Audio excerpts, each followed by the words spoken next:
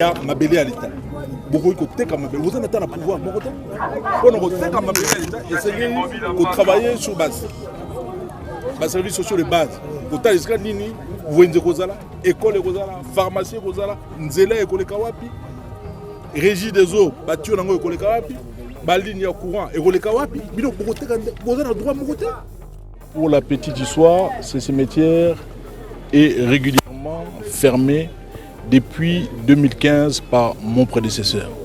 Alors, pour l'instant, on ne peut pas encore construire dans ces cimetières, tout simplement parce qu'il n'est pas encore désaffecté par l'autorité urbaine. Pour désaffecter un cimetière, il faudrait attendre un délai minimum de 50 ans que la dernière personne ait été enterrée pour désaffecter un cimetière. Ce cimetière ici n'a jamais été désaffecté par l'autorité urbaine, donc c'est un cimetière qui est tout simplement fermé au public.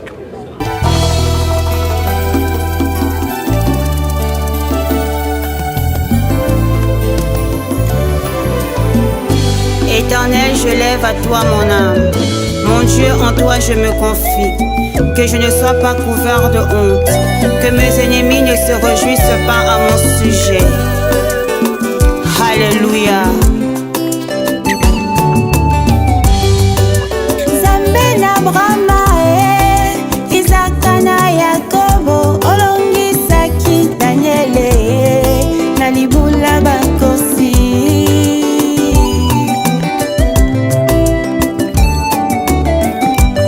Baye baluka yo na solo, baluka yo na komikitisa, omimonisa na bango.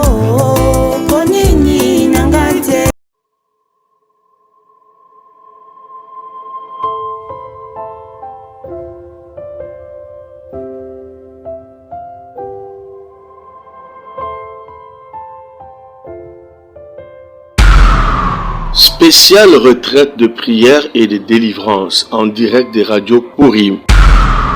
Du mercredi 5 octobre au vendredi 14 octobre 2022 avec les bishops Ézéchiel Zoka. Horaire de prière 5h heure de Paris, 18h heure de Paris, 0h heure de Paris. Et le vendredi 14 octobre, c'est la clôture avec une veillée de prière de 23h à l'aube. Thème: vaincre les problèmes résistants. Vous pouvez suivre ce programme en téléchargeant notre application Android Radio Purim sur Play Store ou par notre site web www.radiopurim.com. Hormis ce programme spécial, suivez le bishop Ézéchiel Zoka chaque jour sur la radio Purim à 0h heure de Paris dans la tranche de prière La bombe de nuit. Infoline plus 243 97 81 63 509 plus 243 89 64 65 819.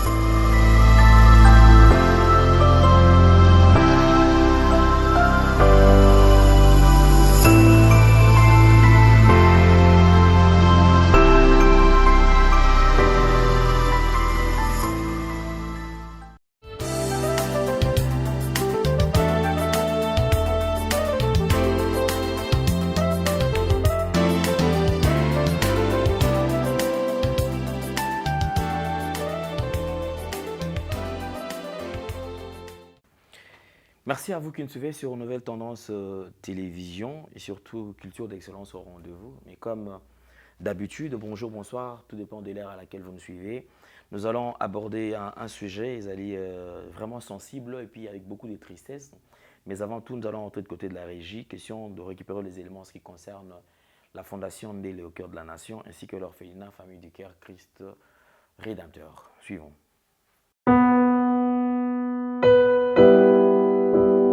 Bonjour, chers frères et sœurs en Christ. C'est votre humble serviteur, le pasteur Bayekele Guibobala.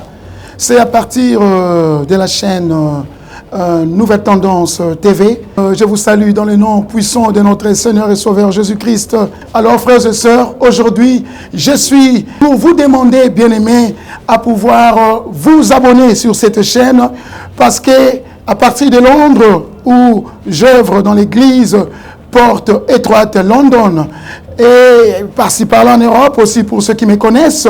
Alors, quand je vis M. Alain Dele avec des jeunes enfants chez Gay, j'avais dit voilà, une très bonne terre et facile, bien aimé, à convertir dans le christianisme. C'était ces jeunes-là délinquants qui manquent même quoi manger, qui manquent un abri pendant que toi tu en attends. Et voilà, c'est pourquoi j'étais venu ici à Kinshasa pour joindre mon bien-aimé et travailler ensemble avec lui. Alors, bien-aimé, contribuer vraiment pour l'œuvre du Seigneur que mon bien-aimé Alain, avec toute son équipe, sont en train de faire. Donc, il cherche à plus se faire de disciples pour Jésus-Christ. Voilà, je vous salue et je vous reviens très bientôt sur cette même chaîne.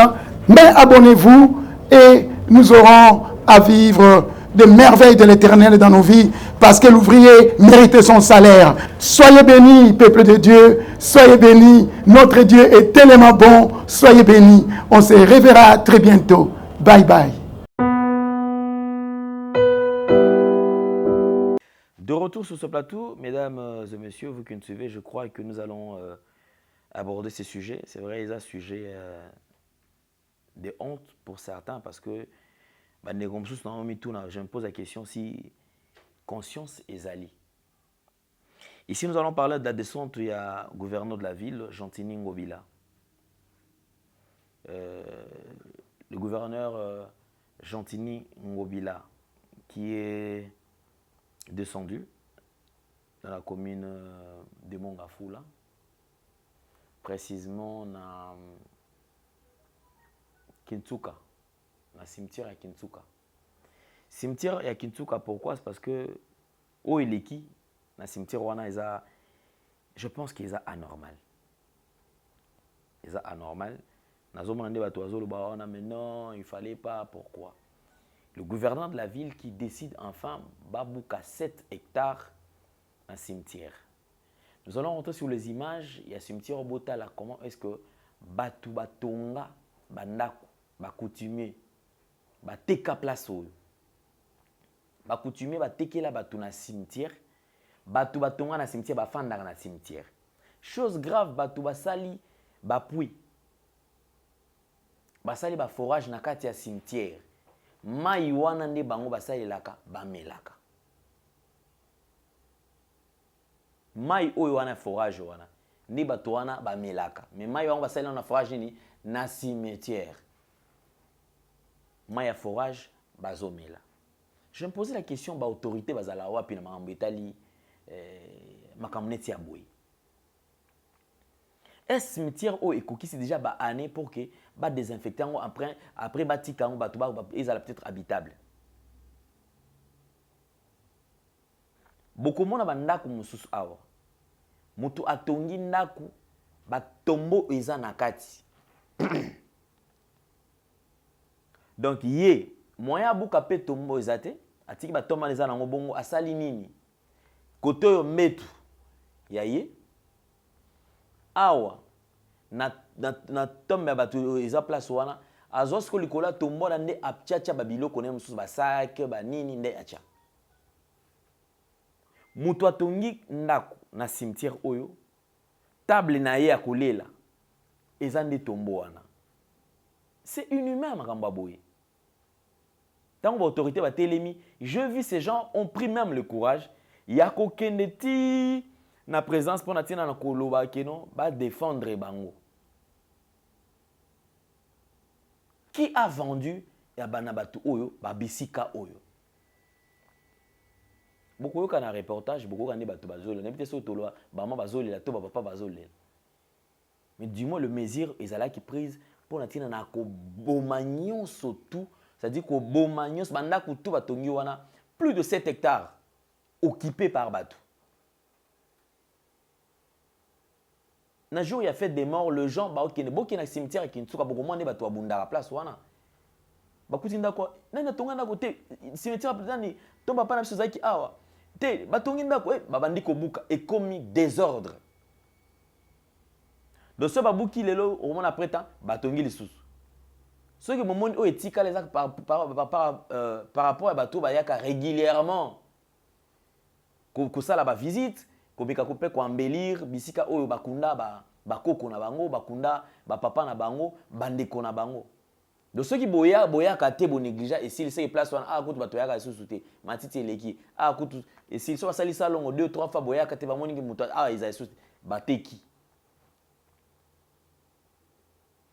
bandeko oyo bateka cimetière wana soki bakoutumier ils doivent être interpellés mpe kokanga bango kotia bango cimetière wana ekomi habitable bato bakomi kohabite place wana sans tenir compte ya baépidémie oyo ekobima place wana bato bazocomprendre te et soki olobi oyo te olobi mabe je pense que bamesure oyo bandeko bakonzi ya bo bazali kozwa ezali bamesure moko ya malamu alors sans plus tarder na koloba mingi te to vivre même reportage oyo c'est qu'a été la descente il y a gouverneur de la ville na Kintsuka le cimetière à Kintsuka suivons merci.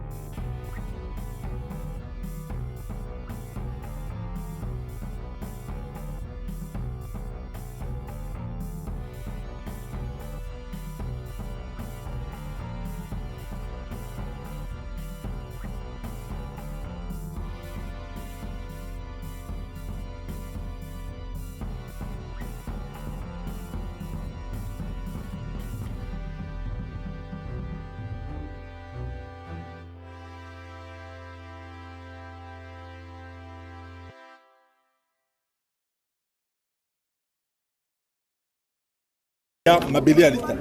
Beaucoup de mabele. Vous en êtes à pouvoir. On a mabele à l'État. Essayez de travailler sur base. Les services sociaux de base. Vous avez des nini, vous avez des école, pharmacie, nzela, école kawapi, régie des eaux, bâtiment dans école kawapi, ligne à courant, école kawapi. Vous avez le droit de côté. Pour la petite histoire, ce cimetière est régulièrement fermé depuis 2015 par mon prédécesseur. Alors, pour l'instant, on ne peut pas encore construire dans ces cimetières, tout simplement parce qu'il n'est pas encore désaffecté par l'autorité urbaine. Pour désaffecter un cimetière, il faudrait attendre un délai minimum de 50 ans que la dernière personne ait été enterrée pour désaffecter un cimetière. Ce cimetière ici n'a jamais été désaffecté par l'autorité urbaine, donc c'est un cimetière qui est tout simplement fermé au public. Tout celui qui a construit ici, sur ces sites du cimetière de Kinshouka, ces gens, ils ont tout simplement spolié cet espace. Ils ont spolié cet espace et ils ont profané les tombes que nous sommes en train de voir ici. Le Quinois a atteint des niveaux exponentiels d'inconscience que je n'arrive même pas à comprendre. Alors, nous sommes venus ici pour dire à toutes ces personnes qui ont construit ici sur les sites du cimetière de Kinshouka que nous leur donnons un délai d'une semaine. À partir de la semaine prochaine, mercredi prochain, nous reviendrons ici pour passer à la démolition. La loi nous permet de démolir toutes les personnes qui construisent sur des sites non édificandis et surtout sur les cimetières, qui sont des espaces réservés pour les inhumations des vivants que nous sommes.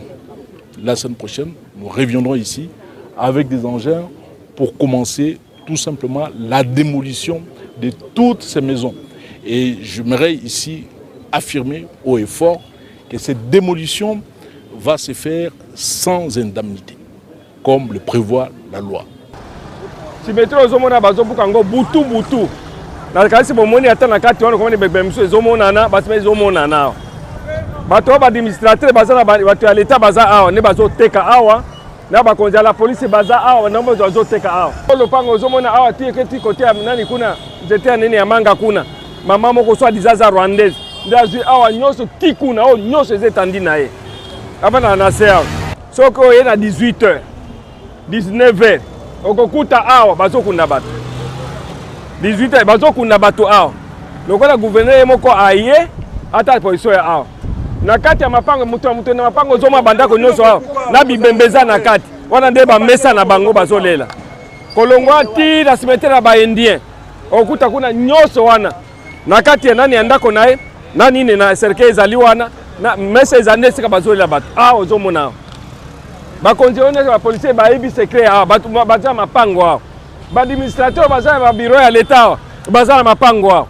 Il faut que la vérité koto yo bato bazotongaka na mutu makasi po batia déjà limite kitimba na mwanda mais bato batongaka na kitimba po batia déjà ba limite bandaka la population déjà na mutu makasi batia déjà limite suka na sekuna na balabala des inconnus nde batia limite batekaka na sepote l'état tango yaka amonaka population na sekuna eleke belé nde atiaka limite mais ba onyo so bazotonga koto likolo bazotonga na mutu makasi fo babuka ngo po eza ba cimetière po lokola nga c'est mec na nga za awa bakunda ye ina ne kutu ekoki te mais déjà basi babuki cimetière emona na lisu te wana bapanzi ndambo ulu Norbert azako sala kokwafe Mobutu suki wamina yo yango la pesa ali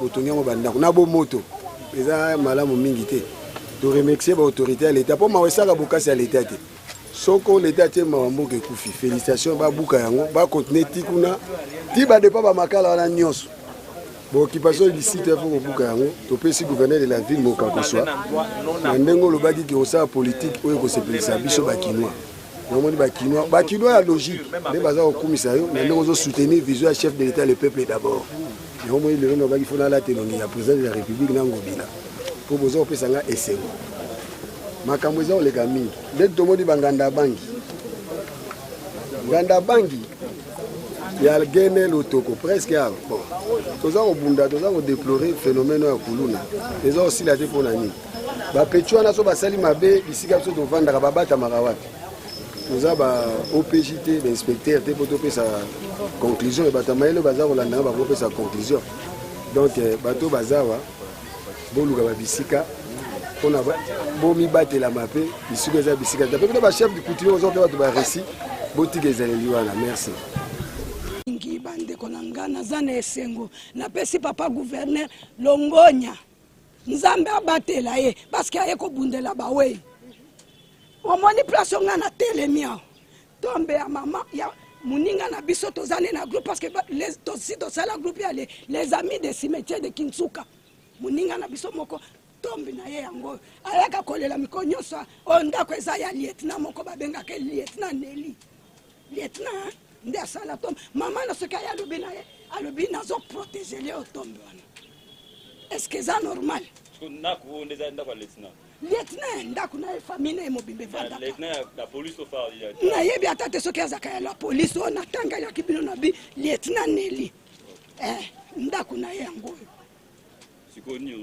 nga nazosenga na papa azongisa biso na badroit na biso oyo eza batomi na biso leta nano ayebisa biso teke akangi mais tomoni babandi kobuka na misu na biso le premier outi tokotinda bafoto bomona nde bakamera ndenge babambaki biso mabanga to mabanga eutaki awa na kati nde elandi biso ti boye tokimaki ti na balabala ndomoni major apompasi akimaki aya kokabola bitumba mais lelo major aza isu na mosala te nazoloba ngo mutu nyonso ayebi major aza isusu na mosala te mpo na histoire kako ya le premier ndenge yaki ntango ye amoni ke mabanga eleki mingi nde akoti awa na kati ntango ye azokota na kati nde biso tobandi kokwesa banga kokuta phase evandi awa sadi mukolo wana moto alingaki akufa soki major wana ayaki te oyo apompage mais mwasi oyo tozoloba mama eme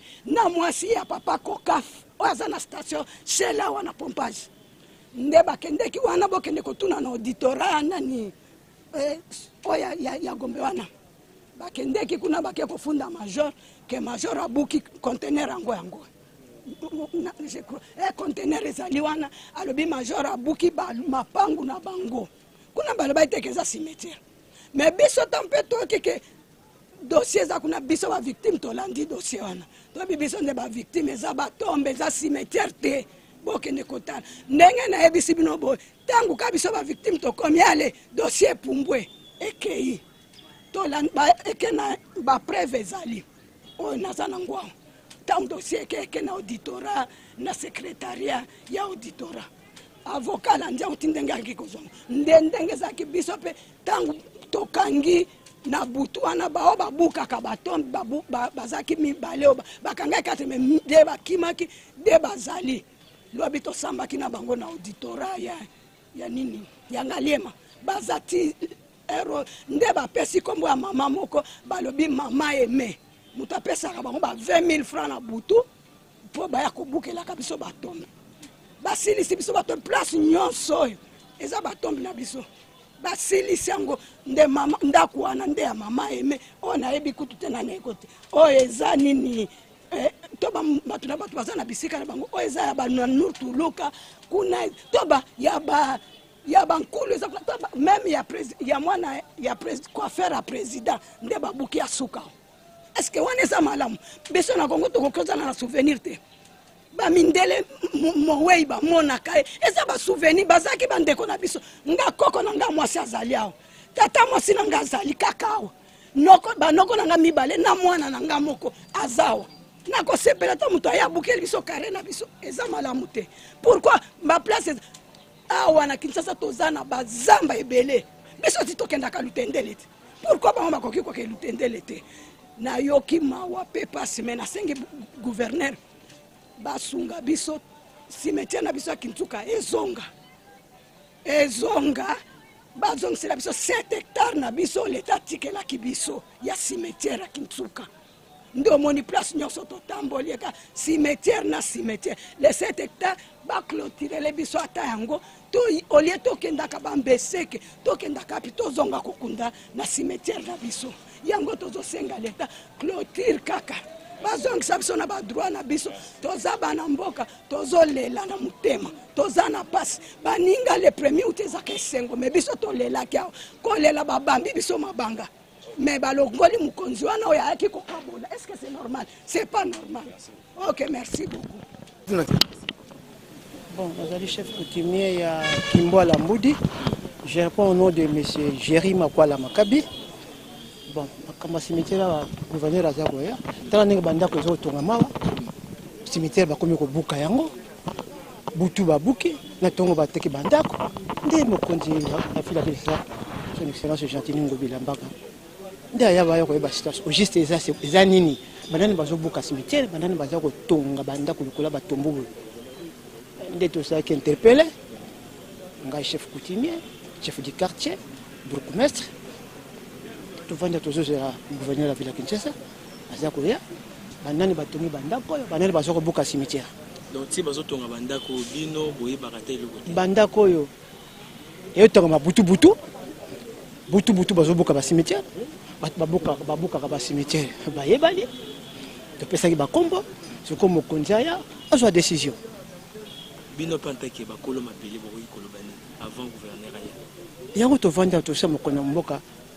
Mais c'est quand bateau bakundi bawei jamais bakotonga bandako likolo ya bawei ale mokonde mero to senga na ye babuka bandako nyonso tout gouverneur abuka bandako nyonso tonga miawa ni le côté la population va biki bino ba chef coutumier mbote qui cimetière vous a concerné non chef coutumier ya mboka sikonga est-ce que chef coutumier o ya pena mokonza ba teka cimetière sona katamboka na ezali to benga kango ba brebis égarées.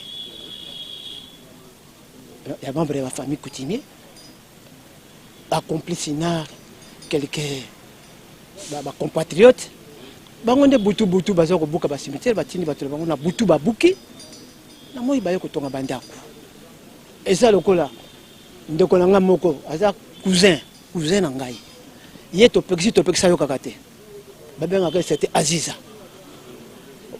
Le président ba chef coutumier Aziza yende promoteur mutasusa makambo yende la butu batu abuki c'était Nelly abuka ba cimetière na butu Nelly Océan le blanc Milambo bangwana baza batoyo butu bazo ko buka batombo na tongo Aziza Thomas Junior Ricky bangonde ba osaba biso ba alobi bazotinda bango pa une certaine madame la rwandaise madame moko to yo information sur madame moko azali awa soka rwandaise yazo fosaka azopesaka batu mongo ba $20 ba buka ba tombo pona atonga ndako wana zobona yaye yasika ndako wana yaye ndako mususu batongia munene kuna yende balobi awa za toki dame de fer yembo tozopesaka batu mbongo babukaka batombo ya tonga bandako ya mokonzi ya ville akitisa tanga zako ya tozopesa information na baluka damona bakanga pesa akozali kola mibeko te. Merci beaucoup. Question on a puisque papa nanga kufaka awa to kundaki awa bon donc place papa to kundaki na bi sous puisque bandako na bandako place na ko donc ko pesa papa nanga valeur mowe toye ba sous-te bandaku ba étage abanga ndenge bomo na wana. Alors je ne sais pas bino bokomi awa bino bomoni bino moko bomoni bandaku likolo ya batombo oui banani atekla ba mapango ba na marché ba moté na bien un civil jamais l'état aza mokonzi ya mabele na kati ya mabele na donc na sema mabele c'est l'état. Alors ba chef coutumier na ebité papa boko tsanga na ndaku ya papa Ngobila chef coutumier na papa Ngobila na papa Tshisekedi na za l'état nani akoteka cimetière po bato batongaka nani nalobi awa so olobi o nani général o nga leki ya tel o nga leki ya tel eza loyenge kaka ti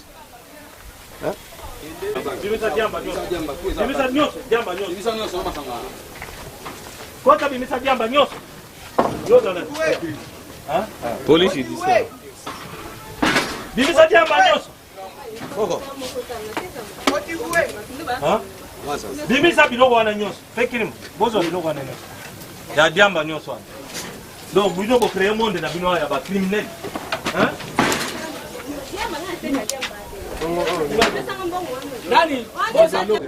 nayi koloba na bana Kinshasa ke cimetière oyo ekangama depuis 2015 wuta yango ekangama autorité urbaine, c'est-à-dire le gouverneur de la ville nanu azwa décision ya ko désaffecter yango, c'est-à-dire ya ko longolango et longola cimetière et koma esika batu bakoko tonga soit ba wenze soit bandako.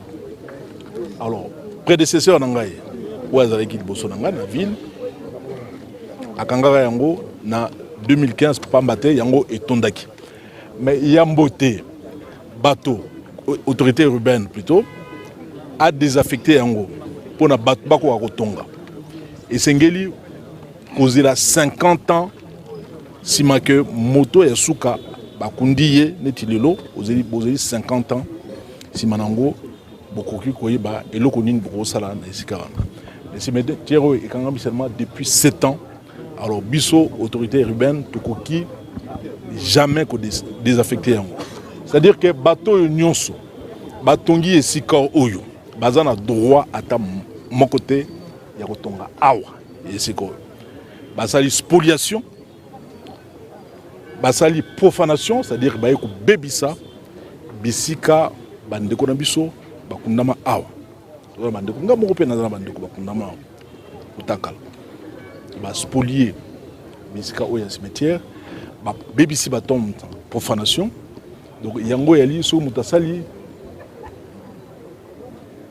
profanation et sengeli akende na boloko.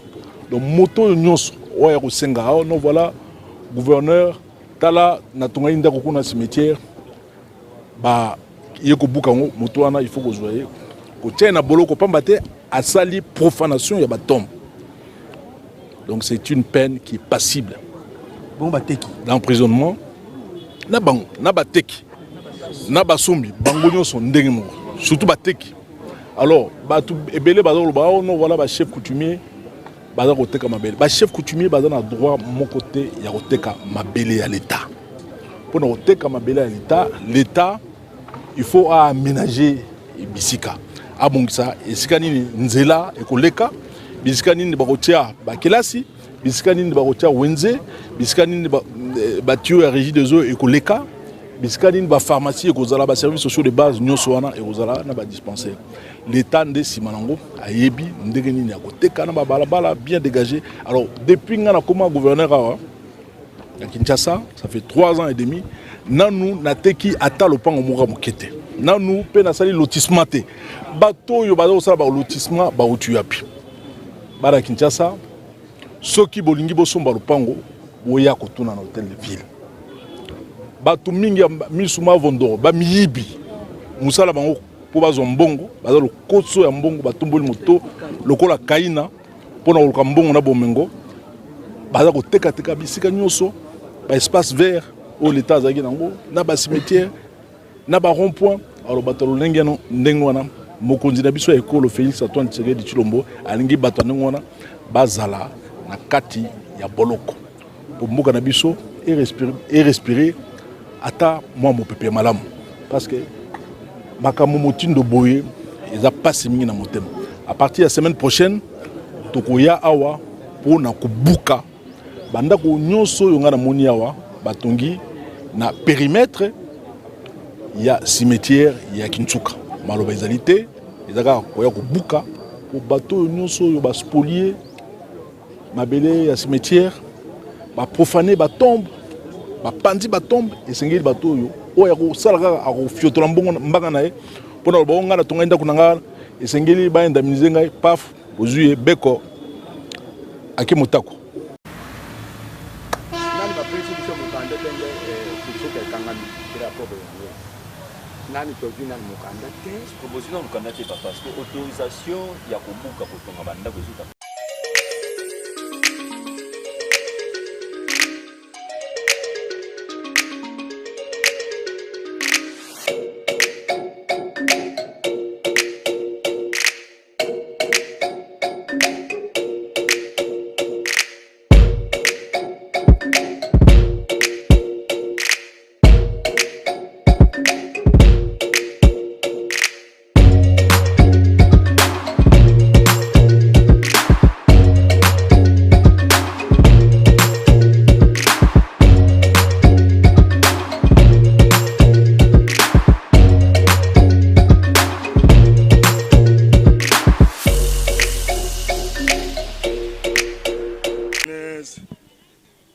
Bato bakufa na bato bomoi.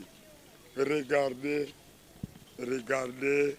Oui, à savoir construction méchante et destruction méchante. Mais pour moi, regardez les petits, les enfants. Nous allons où? Regardez dans la Bible. Vous allez voir, premier livre, c'est pour la jeunesse.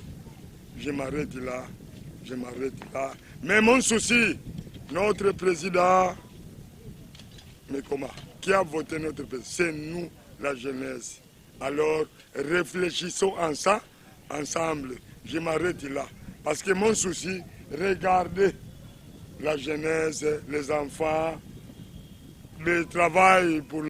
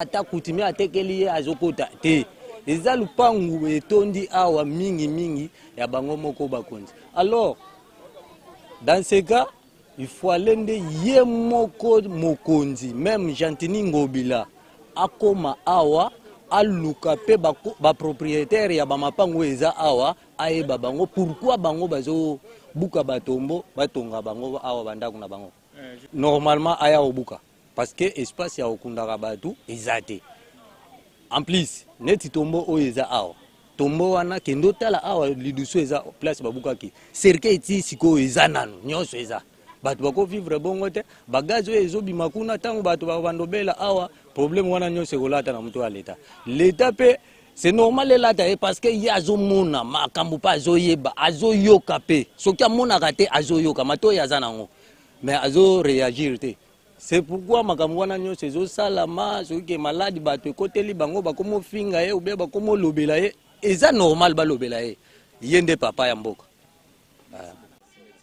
ezate wana likamwana ya pasi na motema ezopesa biso pasi problème banda cimetière banda depuis otokolaka okoti na snel lupanga snel nde babuki isika na ti place wana toye tokomi ti okomi na kimbangiste kimbasa zwa kala depuis mfumu kimbangu nenga zwa makambo mais to comprendre te cimetière baotonga basala boy ka bango bato ya population baye ndenge na ndenge to comprendre te bato obotindi awa kama balobi suki baza bacolonel so banani baye babotela mapango awa ndenge na ndenge biso moko toalaki ba victime babuso lupango ne sikana ka so disait colonel wasa kotoyo aza suki na 3e régiment na yebite sikoyo obino boteka population amoni kana $200 et sengeli apesa po azo mo place ofanda omoni makamune ezali il fallait gouvernement atale biso makamona po kimi kozala cimetière to exploitango te total na mboka belele na ba Uganda na ba Rwanda na bisika na ndenge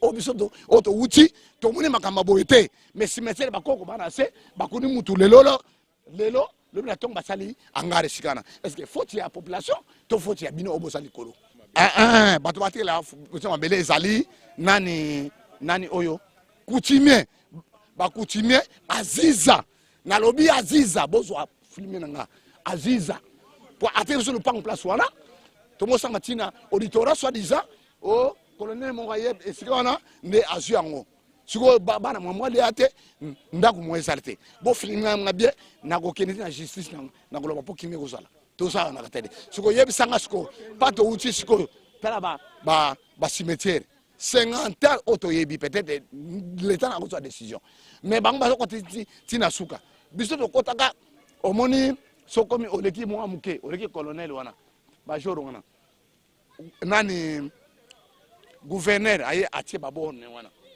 jatini ngombe a tourner abik basala 100 mètres ya nini to mona kiye meti siko yo sala mapete to moni ka ba mo kotati a na biro siko bato ba suka wapi Bote monsieur yebisa biso makamoni eza koleka to kuti batomoni soza ko buka na banda ko likolo ya batombo nini zo leka exactement makambo ezali awa ngai na kundi ba mibale awa bapalula cimetière na ye ka 0 mètre sika to telemi bu sika banda ko nzanza wana natuna te mutasome ambele wana lobeke na kufuna ngaso lingi na bungisa na kubungisa yo mama nini kaka Rwanda wana au kama taba criminel ba kuluna na butu apesi bango $20 vela alobe etando ba tombo nyonso elala même ba parisien ba yaki na putu na 1er août balelaki ba mususu bande o bazam bande kulango ba ya moye balungulaki ba corps na bango bakay kukunda même na ba Congo o bazali na moye mususu ke Lubumbashi mususu ke na Lodja mais orke misala awa biso tokana kate mutu akufa mais soko batikele tombo ba tu faut gérer yango zo nettoyer soki baby ngana za technicien maître maçon benga kam sala soki kavo balobi ke pakanza za sala kama kamunyo surtout un maître maçon na relax tombo wana karo na kati badal soki ba yokuna ndekuna bango to poser kama quelque chose na ngai kozanga te mais lelo donc tombo ba cimetière komi fouti yango na lobi na lobaki mbali liboso donc tozali pays sans loi donc bakunzi bazate bako appliquer loi hein omoni ngana tambole ba pays mingi même na Brazzaville nana mona na tshika batumba na to na batunga na tombo même Angola nana mona na tshika batumba na Congo na tombo mais ba pays voisins bazola kisake baza civilisé et puis na mona kama mingi na mona ka Congo okomona libanais même indien azo saka na congolais mais tango saka na ye au 5 salaire na yo azo benga généraux moko azo sala intervention kena Congo Brazzaville soko bengi congolais obetiye bakuboma yo soko kena Angola yo ba kombo zairwa lungwa te ba pays voisin ba benga biso ba zairwa hein ngana yebi minoko nyo surtout mais na regretter pona nini bu misala bu yezo sala bakunzi baza wapi siko papa na maso maza koleka awa nini esengeli l'état il faut appliquer loi kubuka bango soit balakisa mutu watekeleke bango eza cité l'état nanu petonda la note ndenge na lobi kitambo salama 1944 bongo kitambo bakundaka te kitambo batombo zate basi kapateka ba watu pango oyo cimetière sika kuto espace mingi ezali ezavu couvert hawo nane tondi la note même bakunzi mususu bazana kati aba telemi betage kaka isika temule libulu atseba piqué et puis kavo ya mutu ngam ko so ko benga ko na vele longa na se na ke no kutaka buyo papa na sombi on a sombi mabele bui tanga sombi mabele o tala kavo mo ko so mo ngalo bi ngal fon la kavo ya mutu te yo mo ko kolelo fango sombi ki sombi ba kunda mwana ya mukena na mtu ya mama wane komisi koyo toilette ya kusumbila ka oui mais ça passe hein mais na regretter ngalo lo binga msalo ngo simba suke kana li na zwa mbo na ko li dombongo etombote weza isika bato bakunda bato na boya ka pe musala wana isika ngana sukili yang wana ya mako gouverneur kula oya asa mkunje mboka asa mkunji 4 kuwa ya ville Kinshasa 24 commune ya yebi makamundengi ni ezali so ke bato wana ko yokela ngwa ame ma wana kin kola pesa wangu vas akabula bango to pango mete cimetière ozana na tonda nanti ba chef boya kutala rien lobinda papa tozo ngana mo sima keloko o likambo rwandaise oyo to yoki yango pe mwa mingi to kaki yango lobi to ki papa lobi yango yo pe lobi yango mama rwandaise wana seke ye mutu azo pesa bato ye wana ya kobuka pe na kanisi ba témoignage kuna ye wana pesa ka bangu soko $20 lele bako yo kukuta awo babuki omoni yango tala yo moko tala azo torturer mais eloko ngai na sengi na leta na salidi mingi na zui ata bénéficité na zali ku bande 2008 na kunda kamba misusu na zui mwa di bulu na ke kudia na bana to kenda ka contrôle ti na hôtel de ville na ngai na zali awo dossier zali to kenda ki esuka o ba futa biso na lelo ngai za ndengi na telemita ta mobimba boy tala ndengi na timu na kana kombi parce que beaucoup tangela biso tona kombo ya mama wana parce que kombo ndele kombo je crois rwandaise ba jo bienga ya zali rwandaise to pesa kombo mama rwandaise aza rwandais bangu moko ba yebi biso to moye to yeba kombo na ezate moye be ko kate na moni loko nganda na zole lawo na sadili leta passion ya pamba mais na zozo kengila to ko kuta babuki tongwe tani otimuni dibulu ba misusu ba jumba ngai na ju yango